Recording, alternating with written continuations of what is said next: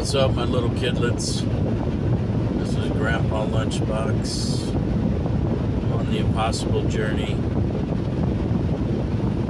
The journey to save my single daughter and my 4-year-old little autistic grandson I love to pieces. We're on the way to save them for the 573rd time. By that I mean I help my daughter out a lot because she's been through some shit. And when I say she's been through some shit, can you see me? She's been through some shit. So it's dark. My lungs are fucked up. I got asthma and I got fucked up lungs from welding my whole life. But you don't want to look at Grandpa Shrek anyway. Grandpa Lunchbox comes from my nickname Lunchbox, given to me by my brother of mine that I love to pieces. But I'm checking in and reaching out.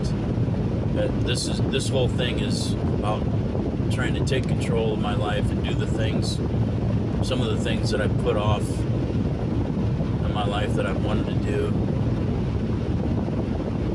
deep down inside, even though I fucking hate people. And when I say I fucking hate people, I hate the ugly things they do to each other.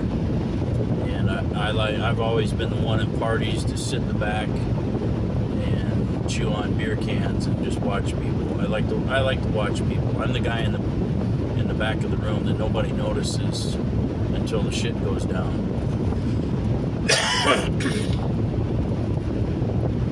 But this part of this thing I'm calling the impossible journey is starting a channel, and I don't know what the fuck it's going to be about. I'm going to tell you right now, if you don't like hearing about God, just shut it off and hang the phone up right now, because I'm going to talk about God as I understand God whenever the fuck I feel like.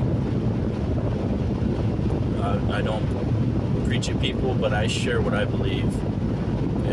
If you like to dance around a tree in your underwear and worship a walnut tree in your backyard, or even your neighbor's backyard, in fact, I would encourage that. Dance around your neighbor's tree in the middle of the night in your underwear. It'll change your life. Guaranteed. But what I'm saying is this is about me taking control of my life after 53 years of riding this planet. I know a thing about a thing or two, not because I know everything, because I think I'm all that in a bag of Cheetos, but because I've made some stupid decisions in my life. I've done some bad shit in my life, and I've learned some things. I've had the shit kicked out of me, and I've kicked the shit out of things, people, whatever. What I'm trying to get at is, at 53 years old, being lucky to be alive after 2020, after COVID. I know we're not supposed to say it, talk about it, but whatever. It is what it is. It almost killed me in a really bad motorcycle accident that I shouldn't be here. I shouldn't be walking. The doctors did not think that I would walk. They didn't know if I would be able to walk, I'll put it that way. Because I had broken 6 vertebrae in my back. Umpteen other things. My arm almost tried to come off. It's held together with the 12-inch titanium plate and 10 screws.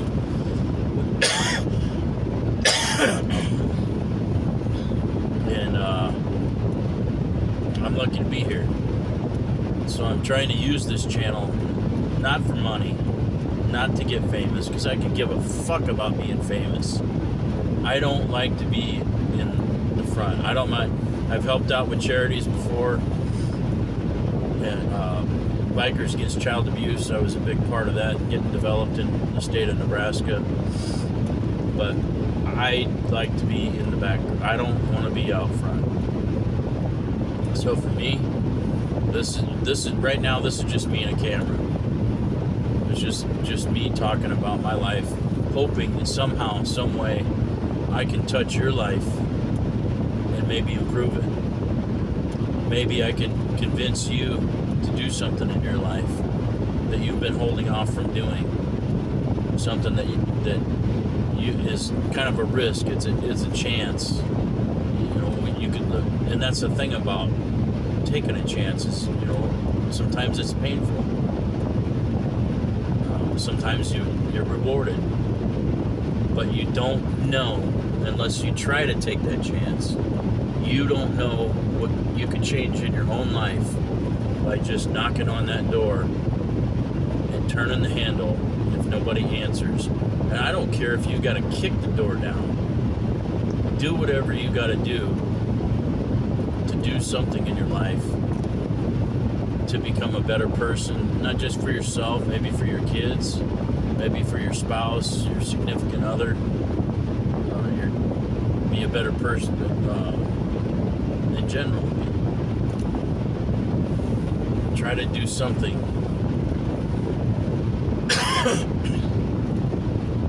This impossible journey that I'm on is just kind of culminated like a fart in the wind. It was like a thought that I had, and this whole journey is about going to get a vehicle that I've been letting my daughter drive because she was in a really bad accident. She lost a baby in the accident that she was carrying, and she has,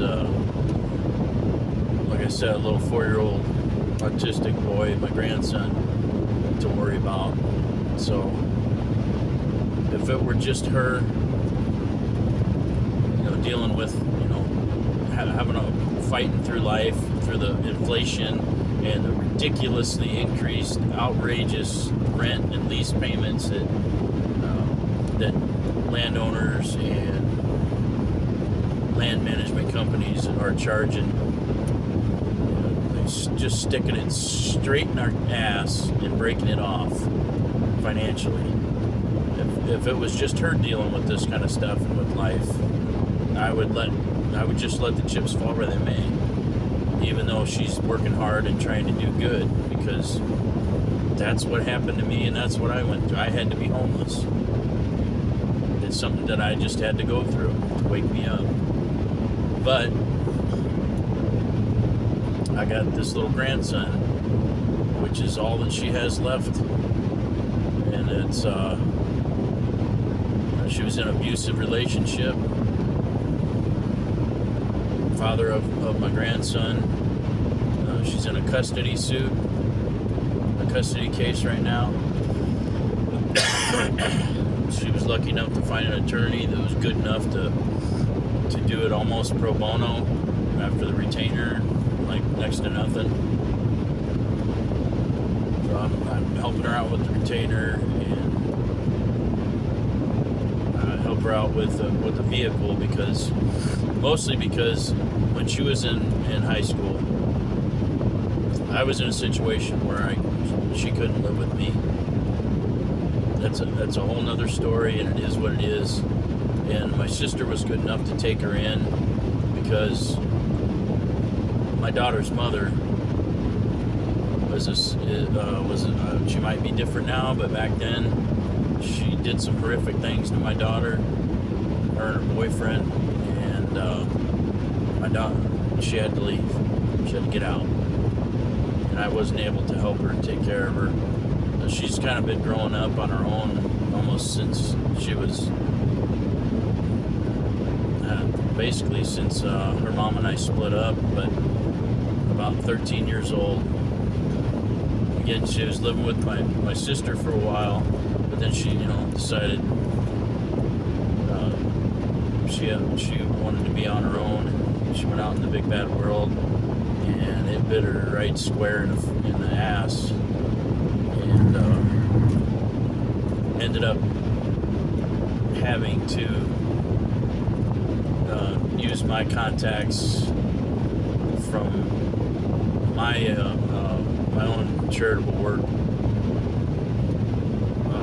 Not that I'm a great person, but I did it I worked with Bikers Against Child Abuse because I was abused as a kid, and I was trying to do something to feel empowered as an adult as I was working through it. Anyway, I had some contacts. I was able to get my daughter out of child trafficking, or not child trafficking, but she was an adult then, 18 years old.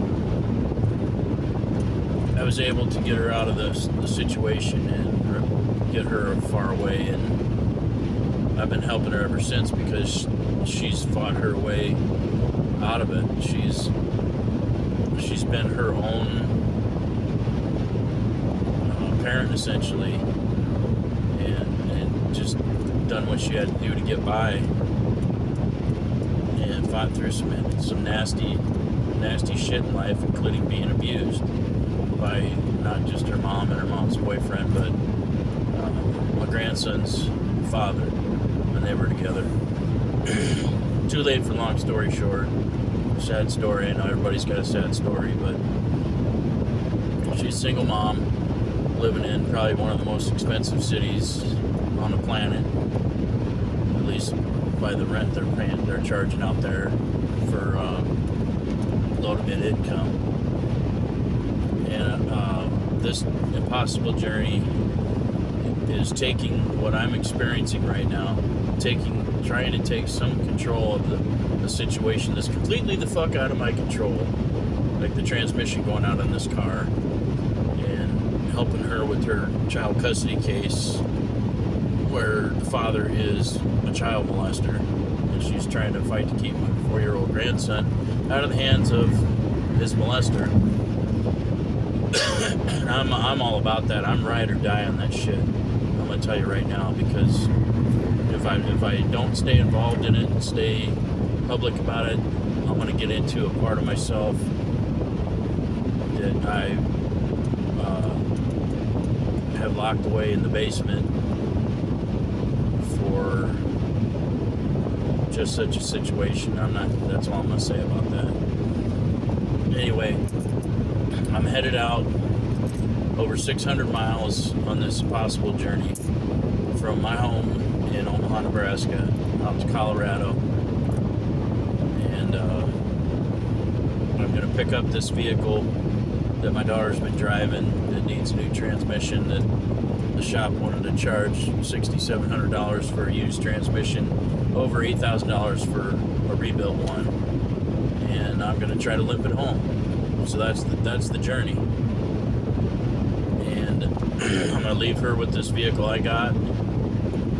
Part of what I do to better myself and pay my bills and help her out is I flip cars on the side. I work full-time nights as at a major data center as maintenance, critical facilities technician. And then I hustle cars on the side. I try to fix them up. Buy some cheap cars that might have, a few things wrong, and then I fix them to the best of my ability to make them better, safer. I treat them like I'm gonna put my daughter and my grandson in them, or my wife, and because I want to do the right thing when I sell them. I want the person on the other end, when they buy a vehicle from me, I've done everything that I can do to make it safer, better, more reliable. So this car, this is a 2006 Honda Ridgeline. It ain't bad. It's got some dents, dings, and it's got some rust in it. Not a whole lot, but it's fairly reliable. I just drove it out to Colorado and back last week so that I could drive her and my grandson through the snowy mountains all the way to the town where his dad took him to visit and molested him. But anyway, I had to drive out to Colorado, pick her up and my grandson so that my 4-year-old autistic grandson. He's not severely autistic, just mild autism. But in any case, the investigators in the town where the abuse happened, they need to interview him because they have jurisdiction. I don't know if any of y'all know how that works, but that's what I had to do. I had to drive because the vehicle that she's driving now couldn't have made it through the mountain. There's no fucking way on the planet. So I drove this out and back to drive them out. I drove about 12 hours with stops involved out to get them, picked them up, drove another 6 hours or so where my little grandson would be interviewed by the social worker and police investigator, and then drive them back to where they're from, and then drive back home, and then try to sleep for a little bit, and then go to work on night shift. So, right, I work 4 days a week, 10 hours a day, so I've got 3 days right now on this, what I'm calling the impossible journey, and I'm gonna keep doing little videos as there's things that I feel that I want to pass on to try to help other people out. Because again, this is about me trying to take control of my life and my situation, where I've let things go and not taking chances. Again, I don't like to be in the forefront. I really would rather not be on camera. That's part of why I'm shooting this in the dark. I'm not the nicest thing to look at, but I'm going to take y'all, if you care to ride along on this journey from start to finish. And it involves the situation with the Trailblazer that she's driving. The transmission, second, third gear, just they're toast. They've left the building, they've checked out. The transmission is pretty bad, the way that I understand from her and from the shop that I had to look at it. So it needs an intake manifold, the vacuum line, the main vacuum line out of the manifold that controls the automatic transmission, gives it enough pressure to tell the vacuum modulator to shift, has got a big crack around the outlet port, so it needs an intake manifold. So those are fairly easy to get a hold of. I'm going to try to replace that.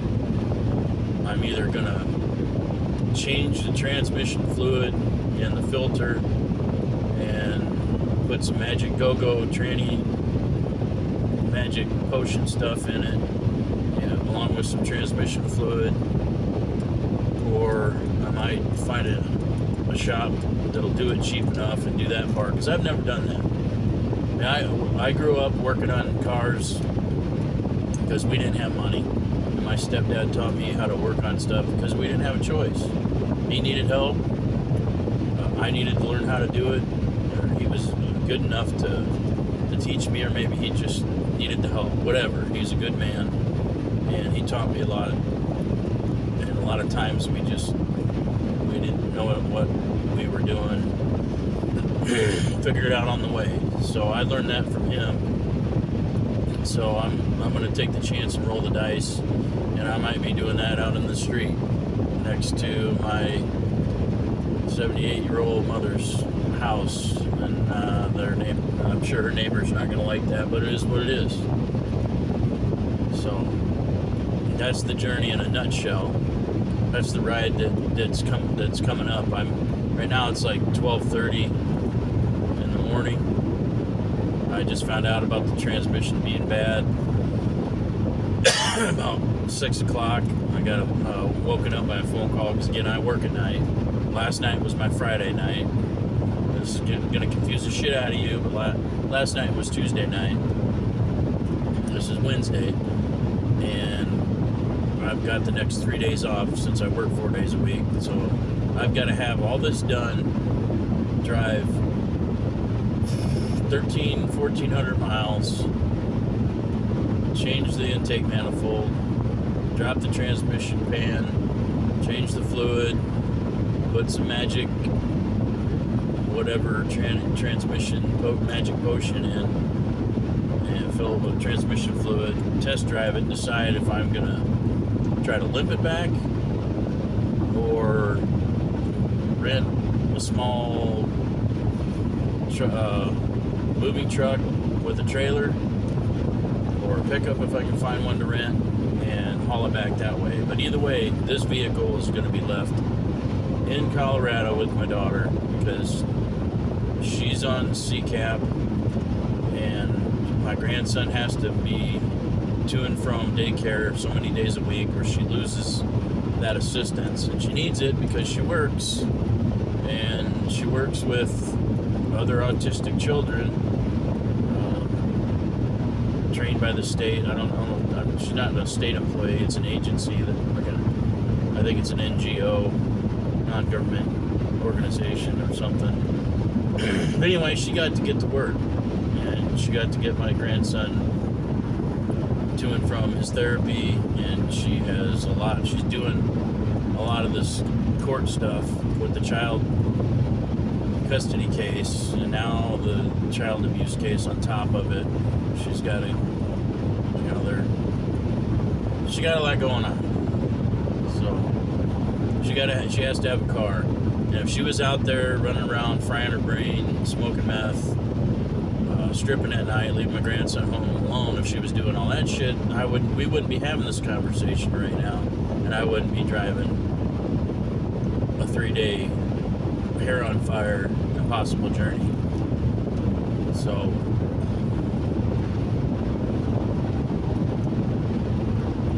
that's it in a nutshell. If you've hung on this far, you're bananas, you're out of your mind, or you're insanely bored. One of the two. Maybe both. And in that case, we're in the same boat. You know what I mean? So, because I think we're all a little batshit crazy. And the things that we've been through in this world just in the last 4 years, and what we got to look forward to just in the next few months. You know, do we vote for Beavis, or do we vote for Butthead? Who's it gonna be? Huh? Well, I'm gonna tell you right now, I voted for RFK Jr. because just look into him. He's an anti-corporation, anti-big pharma. I believe he still holds his law degree, or his seat on the state bar. But he's just look into him. I think that he's definitely between Beavis and Butthead. He's the best choice out of what we got on the table. And this is coming from somebody who grew up going to church, or being made to go to church, and conservative background, Republican background. And I find that as I've gotten older, I think for myself, I'm still registered Republican, but I don't vote Republican. I vote for who I think is going to do the best job, whether that means my vote counts or not. I don't give a fuck, because it's my vote, and that's what I'm doing. So I didn't mean to make this political. I also want you all to understand, if you've made it this far, if you made it through the third video, I owe it to you to let you know what kind of human being I am that you're wasting your time listening to. And I hope it's not a waste. I hope that you can take the things that I lay at your feet and the things that I present to you and put in front of you for consideration. I hope that at least one of you can take something out of that, out of this crazy cat litter box that I call my fucking brain. hope that you can pull out a nugget and it ain't a cat nugget. I hope that it's a piece of something that you can plant in your life and maybe use, that maybe somehow I've justified God sparing my life 683 times over my life. Y'all be blessed. I'm out.